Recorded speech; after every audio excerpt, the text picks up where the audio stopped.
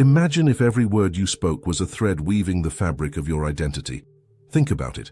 The way you communicate is not just about transmitting information. It is a window into your thoughts, your emotions, your upbringing, and even your subconscious beliefs. What if I told you that the words you choose, the tone you use, and the rhythm of your speech could reveal more about you than you ever intended? Today we are diving into something truly eye-opening. By the end of this discussion, you will not only understand why you speak the way you do, but you will also uncover hidden aspects of yourself that you may have never considered. And the final revelation? It is the most powerful of all.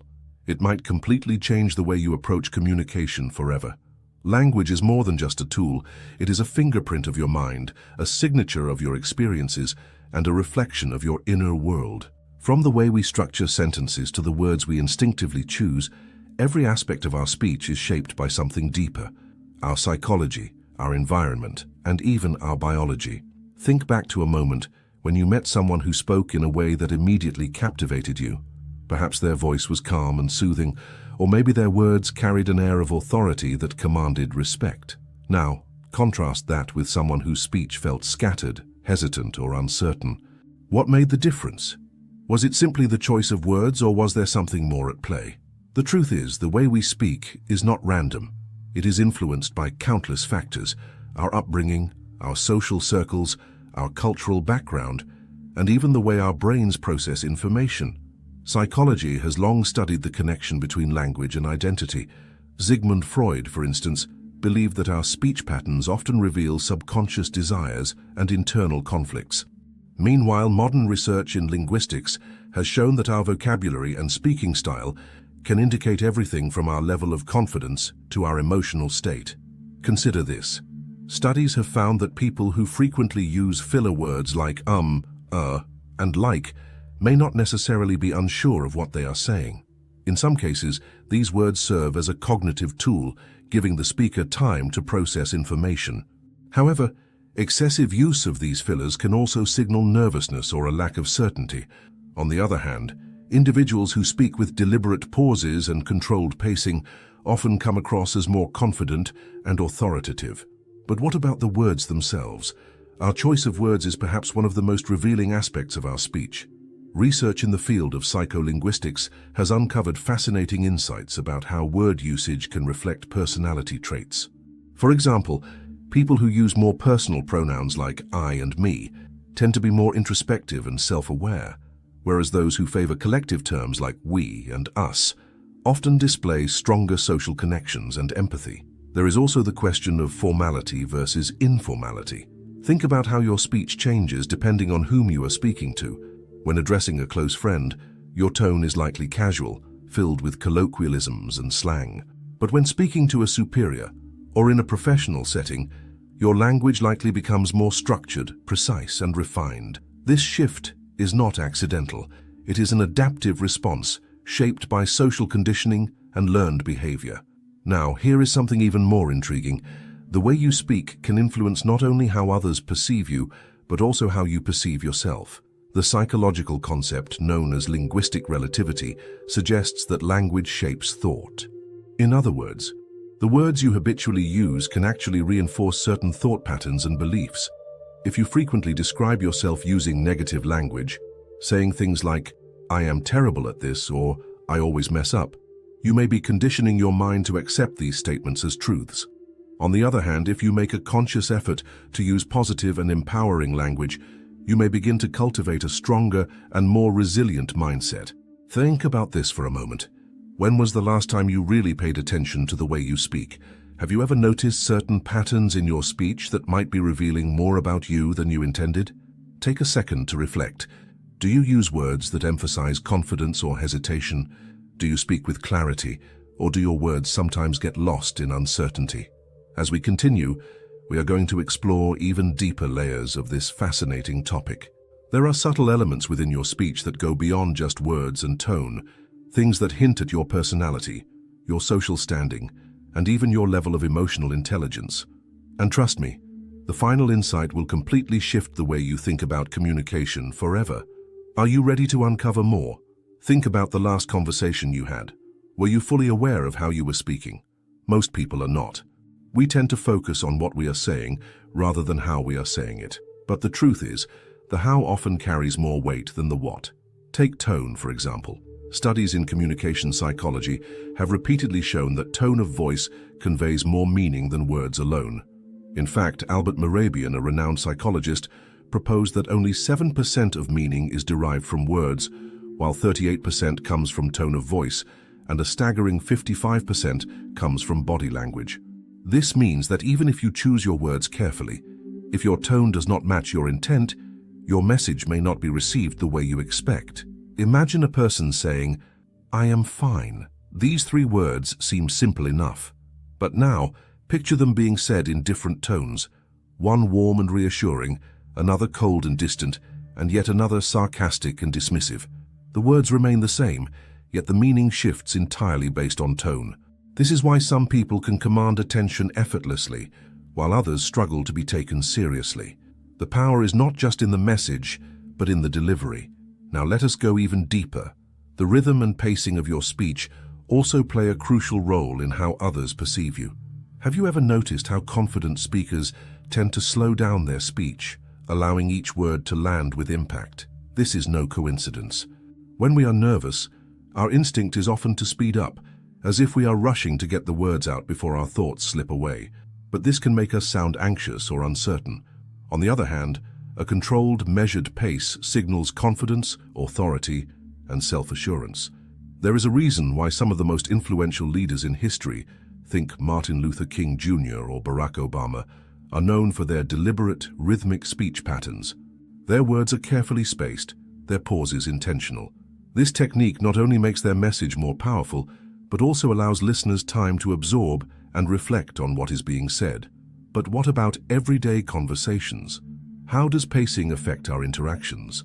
Research suggests that mirroring someone's speech pattern, whether in speed, tone, or vocabulary, can actually foster a sense of connection and rapport. This is known as linguistic mirroring, a subconscious phenomenon where people naturally adjust their speech to match those around them. It is a social survival mechanism, a way to create a sense of familiarity and trust. Think about it. Have you ever noticed that when you spend time with someone who has a distinct accent or way of speaking, you start to adopt some of their speech patterns? This is not just coincidence. Our brains are wired for social bonding, and speech is one of the primary tools we use to establish connection. That is why charismatic individuals often have a way of making people feel comfortable. They instinctively adjust their speech to align with their audience, making their words feel more relatable and engaging. Now let us talk about vocabulary. The words you use daily are a direct reflection of your background, education, and even personality. Consider how language varies between different social groups. The words we use at work are often different from those we use with close friends or family. This linguistic flexibility is known as code switching, and it is something we all do, whether consciously or not. For example, an individual might use formal, polished language in a professional setting, but when speaking with childhood friends, they might revert to a more relaxed, slang-filled speech. This ability to shift between linguistic styles is not just about adaptation, it is about identity. Each version of our speech represents a different aspect of who we are. But there is something even more fascinating, the connection between vocabulary and cognitive ability. Research has shown that individuals with a richer vocabulary tend to have more nuanced thinking. The words we use shape how we interpret the world. This idea is rooted in the Sapir-Whorf hypothesis, which suggests that language does not just express thought, it influences it. In other words, the more words we have to describe an experience, the more complex our understanding of that experience becomes. Consider emotions. In English, we have a relatively limited set of words to describe feelings: happy, sad, angry, frustrated. But in other languages, there are words that capture emotional states with incredible precision. For example, the Japanese word tsundoku refers to the act of acquiring books but never reading them. The Portuguese word saudade describes a deep, nostalgic longing for something that may never return. When a language has a word for an experience, it allows people to perceive that experience in a more tangible way. This means that expanding your vocabulary is not just about sounding intelligent, it is about expanding the way you think. The words you use regularly shape your perception of reality. If you frequently use limiting language, phrases like "I cannot," "it is impossible," or "I am just not good at this," you may be reinforcing self-imposed limitations without even realizing it. Now, here is something to consider. How often do you truly listen to the way you speak? Have you ever stopped mid-conversation and asked yourself, what does my speech reveal about me? Does it project confidence or insecurity? Does it build connection or create distance? As we move forward, we are going to explore something even more profound: the hidden influence of culture, upbringing, and social conditioning on the way we communicate. And the final insight? It is the most powerful of all. It might just make you rethink everything you thought you knew about communication. Are you ready to uncover the deeper layers of your own voice? Think about this. From the moment you were born, your voice, your way of speaking, has been shaped by invisible forces all around you. Your family, your culture, your social environment, even the media you consume. Each of these elements has played a role in crafting the unique way you communicate. But how much of it is truly you, and how much is simply an echo of everything you have absorbed over the years? Let us start with upbringing. Studies in sociolinguistics have shown that our earliest speech patterns are deeply influenced by the way our caregivers spoke to us as children. If you grew up in an environment where language was rich and expressive, chances are your own vocabulary and ability to articulate thoughts developed at an advanced rate. Conversely, if you were surrounded by more restrictive communication, where direct expression was discouraged, you may have unconsciously adopted speech patterns that reflect hesitation or self-censorship. Think about how children mimic their parents' speech, not just in words but in tone, rhythm, and even the emotional charge behind certain phrases.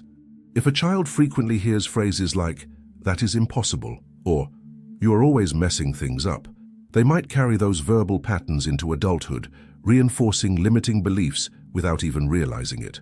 On the other hand, a child raised in an environment filled with encouragement, "you can figure it out," or "there is always a way," may grow up speaking with more optimism and confidence. But beyond family, there is another powerful force at play: culture. Language is deeply tied to culture, and different cultures have unique ways of structuring communication. For example, in Western societies, speech tends to be more direct and individualistic. People are encouraged to express opinions openly, and assertiveness is often associated with confidence. Meanwhile, in many Eastern cultures, speech is often more indirect, with an emphasis on harmony and social context. Silence can be just as meaningful as words, and what is not said can be just as important as what is said. Consider this. When you speak, do you tend to be straightforward and to the point, or do you soften your words, navigating conversations carefully to avoid conflict? These tendencies are not just personal choices, they are cultural imprints, deeply ingrained from years of exposure to a particular way of interacting with the world. Even within the same country, speech patterns vary drastically based on region, social class, and community. Someone who grew up in an academic environment, constantly surrounded by intellectual discussions, will likely have a very different way of expressing themselves compared to someone who grew up in a working-class neighborhood, where speech is more direct, fast-paced, and pragmatic. Neither is better, but both reveal something profound about a person's background and experiences. And then there is the influence of social conditioning. Society has subtle yet powerful expectations about how we should speak, based on factors like gender, status, and profession. For example, research has found that, on average, women tend to use more hedging language. Phrases like "I think" or "maybe we should try," while men are more likely to use assertive statements. This is not necessarily a biological difference, but a reflection of cultural norms that have historically rewarded different communication styles in different genders. Similarly, think about how people adjust their speech depending on who they are talking to. A politician speaks differently to the public than they do to their close friends. A doctor uses medical jargon when speaking to colleagues, but simplifies their language when explaining something to a patient. This ability to code switch, to shift between different speech styles, is a sign of social intelligence. But it also raises an important question. In all these shifts and adaptations, is there a true voice underneath it all? Now, let us step into the world of modern technology and its impact on language. In today's digital age, the way we communicate is evolving at an unprecedented rate. Social media, texting, and voice-to-text technology have changed not only what we say, but how we say it. Have you ever noticed how the way you write a text message differs from how you would speak in person? Shorter sentences, emojis replacing tone, abbreviations standing in for entire thoughts. These digital habits are shaping the way we speak offline as well, subtly altering our natural speech rhythms and expectations for communication. Consider this. Young people today are growing up in a world where communication is increasingly asynchronous, meaning conversations happen in delayed, fragmented exchanges rather than real-time dialogue. This shift is influencing attention spans, patience in conversation, and even the way we process spoken language. Have you ever felt that your ability to stay engaged in a long conversation has diminished over the years? That is no accident. It is a byproduct of a world where instant replies and rapid-fire exchanges are the norm. But despite all these external influences, there is one thing that remains constant. Your voice is still yours. Even though it has been shaped by culture, family, society, and technology, there is an underlying authenticity that belongs to you alone. And this brings us to the most powerful revelation of all. The way you choose to use your voice can actively shape your future. Have you ever considered that the way you speak can determine your success in life? That the words you use, the confidence in your tone, and the way you structure your thoughts can open doors or close them? There is a reason why some people can walk into a room and command attention with just a few words, while others struggle to make an impact no matter how much they say. It is not just about vocabulary or intelligence, it is about intention. When you become aware of the way you speak, you gain the power to refine it, to shift from speaking out of habit to speaking with purpose. As we move into the final insight, we are going to uncover something truly life-changing. You will see how small, deliberate changes in the way you speak can reshape not only the way others perceive you, but the way you perceive yourself. Are you ready to discover how to harness the full potential of your own voice? What if I told you that the way you speak does not just reflect who you are, but actually shapes who you become? That your speech is not just a passive habit, but an active force capable of influencing your confidence, your relationships, and even your future success? Here is something most people never consider. Your brain listens to you just as much as others do. The words you choose, the tone you use, and the way you structure your thoughts all feed back into your self-perception. If you constantly speak in a way that downplays your abilities, saying things like, "I am not good at this," or "I do not know if I can handle it," your subconscious mind begins to accept these statements as truth. Over time, these verbal habits shape your self-image, reinforcing a version of yourself that aligns with your words. But the opposite is also true. When you consciously choose language that is empowering, decisive, and confident, you begin to become the version of yourself that those words represent. This is not just self-help rhetoric, it is backed by psychology. The self-perception theory, developed by psychologist Darrell Bem, suggests that people form their own self-identity based on their behaviors. If you speak like a confident person, your brain starts to believe that you are a confident person. Consider how influential figures throughout history have used speech to not only inspire others, but to transform themselves. Leaders, entrepreneurs, and visionaries all understand that the way they communicate shapes the way they are perceived, and that perception, in turn, shapes their reality. So how can you take control of this powerful tool? One of the most effective techniques is conscious speech adjustment, actively refining your language patterns to align with the mindset you want to cultivate. Here are 3 key shifts that can have a profound impact on the way you speak and, consequently, the way you live. 1. Replace hesitant language with assertive language. Pay attention to how often you use softening phrases like "I think," "maybe," "I'm not sure," but while these expressions can be useful in some situations, overusing them can make you sound uncertain, even when you actually know what you are talking about. Try replacing these with direct statements. Instead of "I think this could work," say "This will work because." The difference in confidence is immediate. 2. Speak with intentional pacing. If you tend to rush your words, practice slowing down. Confident speakers do not hurry. They allow their words to land with impact. When you take your time, people perceive you as more thoughtful, more knowledgeable, and more in control. 3. Eliminate unnecessary self-deprecation. There is a difference between humility and self-sabotage. Many people use humor or casual remarks to downplay their intelligence or abilities, saying things like, "I'm terrible at this," or "I have no idea what I am doing." While these statements may seem harmless, they create an internal narrative that reinforces insecurity. Instead, try reframing your words. Instead of saying, "I am bad at this," say, "I am learning how to do this." Instead of "I have no idea," say, "I am figuring it out." These small shifts rewire your mindset, reinforcing growth rather than limitation. And here is the final, most powerful realization. Your voice is not just about communication, it is about creation. Every time you speak, you are reinforcing a version of yourself. You're either strengthening confidence or weakening it. You are either opening doors or closing them. You are either building connections or creating distance. So ask yourself, what story is my speech telling? Is it a story of strength, clarity, and purpose? Or is it a story of hesitation, uncertainty, and limitation? You have the power to choose. Starting today, begin to listen, truly listen, to the way you speak. Pay attention to the words you use, the tone you adopt, the rhythm of your voice. Because once you become aware of it, you gain the ability to change it. And when you change the way you speak, you change the way you are perceived. You change the way you think.